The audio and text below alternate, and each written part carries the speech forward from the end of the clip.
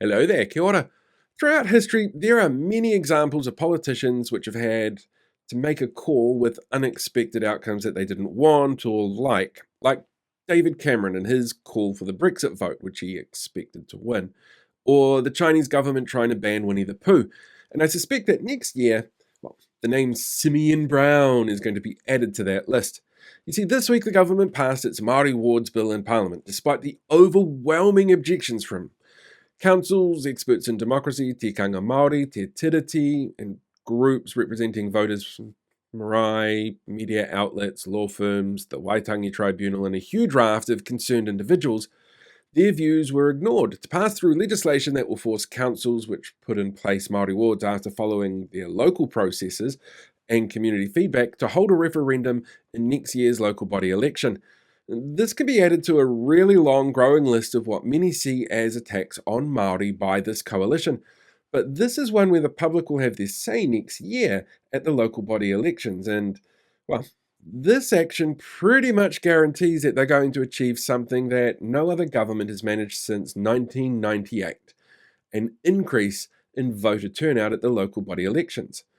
And there's a better than average chance it won't go the way they think it will for the majority of councils, because this government is still pandering to the aging white boomer who thinks ACT have some good ideas and that Winston really does stand for New Zealand first, and ignoring the changing demographics of Aotearoa. Here, let me show you some really boring graphs to illustrate what I mean. And for those of you listening to this on the podcast, I guess just use your imagination. See, this is the voter turnout rate for the 2022 local body elections. As you can see, it's been in decline and has been for a number of years. 2022 had the lowest turnout since the 1989 local government reforms.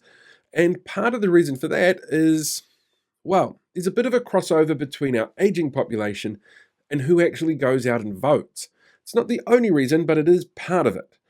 This chart shows an age breakdown of Auckland voters in 2022. The highest percentage of voters peaks at 62% for 80-year-olds.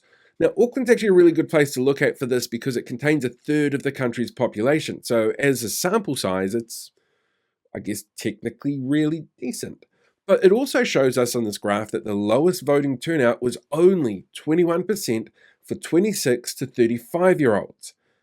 And Māori voters' turnout is usually far lower than people not of Māori descent in local body elections. But this government's decision around Māori have already seen huge activations around the motu.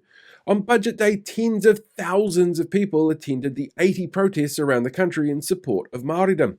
The number of supporters who feel the need to activate will be higher because not everyone can take the time off to attend a protest on a Thursday afternoon. On top of that, our shifting demographics highlight the power of Māori in the polling booth and the impact they can actually have on local body politics. In the 2023 census, we saw 1 in 5 people now identify as Māori, 20% of the country. The vast majority of those are under 30, so that demographic that hasn't traditionally voted in local body elections. In fact, the band with the largest percentage of Māori is the one that will be turning 18 in time for the next local body election.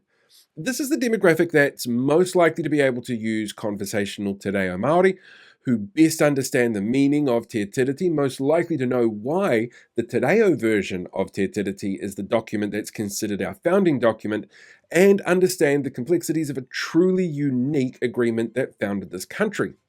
Now, it is important to note that no group is a monolith. There will be some Māori out there who don't support Māori wards, just like there's going to be some older white folks out there who do.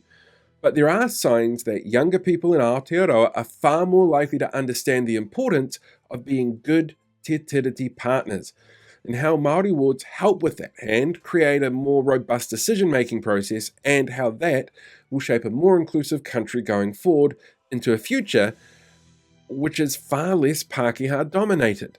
So, at next year's local body elections, the voices of those who feel diminished and targeted by this government will have the ability to drive and justification to get involved in the process to send a clear message to this coalition, if it's still in one piece then, that they're once again on the wrong side of history.